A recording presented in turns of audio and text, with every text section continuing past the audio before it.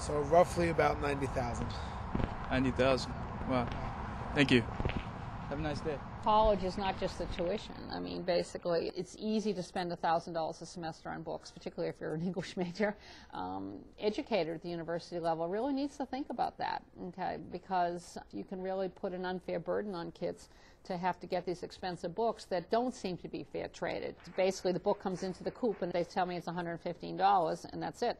But how the coop and Houghton Mifflin come to that agreement, I really don't know. And the cynical part of me says they're probably in collusion with the publishing companies. But is it illegal?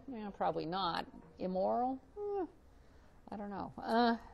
I think the internet has changed all of that.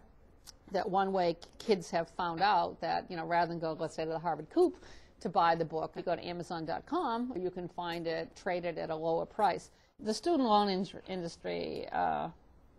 From what I've read about it, it's one of the most profitable areas for banks, all right? Because what happens is kids take out big loans, all right? What else? I mean, if the average, $19,000, if that's what the average student owes when they graduate, what else costs $19,000? A car? It's a good deal for the banks because they're not going to default. They're going to go to work. You need the degree in order to get a job, and you will pay them back, right? And so in some ways it's like a done deal for the banks. So no wonder it's huge with the federal government basically like guaranteeing it.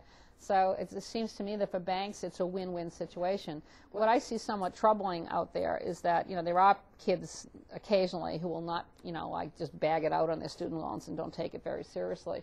And that's an issue as well. I think often what would happen is people get so far in debt, and then once again they become teachers. I mean, my aunt used to be the secretary in an elementary school in Arlington, Massachusetts, and they actually came and they arrested a girl, first grade teacher, who they came in and got her. That was it. She had defaulted on her loans, and she basically hadn't paid them in a dog's age, and they came right to the school and said, you need to pay these. And so, well, yeah, she should have paid them.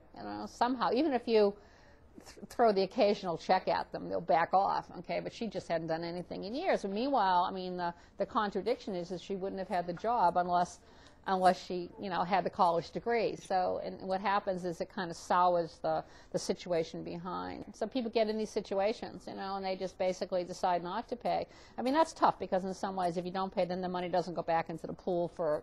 That's what the banks would say. We need you to pay so we can put the money back in the pool so we can give it to new young teachers coming on. And I don't know if it's quite that circular, but the banks are getting pretty ruthless about it.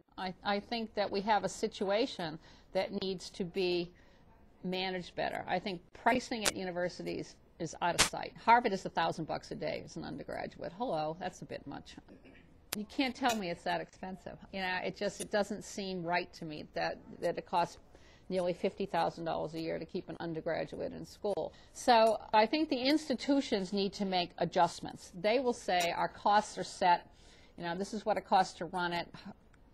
Don't believe it, but anyway, I think that they need to make more real scholarships available to people. I mean, not work study, not half scholarships, not kind of pussyfooting around, but real scholarships where a kid can come in, a poor kid, all right, or a working class kid can come in and graduate at the other end, okay, debt-free. I think they need to do that. I see that happening at some of the elite secondary schools. There was some information just a while back where Exeter is doing that now, and Andover, where they'll really take to diversify the student population. They will give like a total free ride. Because for many people, even a partial scholarship can be still a financial burden. So I think the university needs to step up and really think about more creative ways to pay for or to move people through the system that they're not that much in debt at the other end.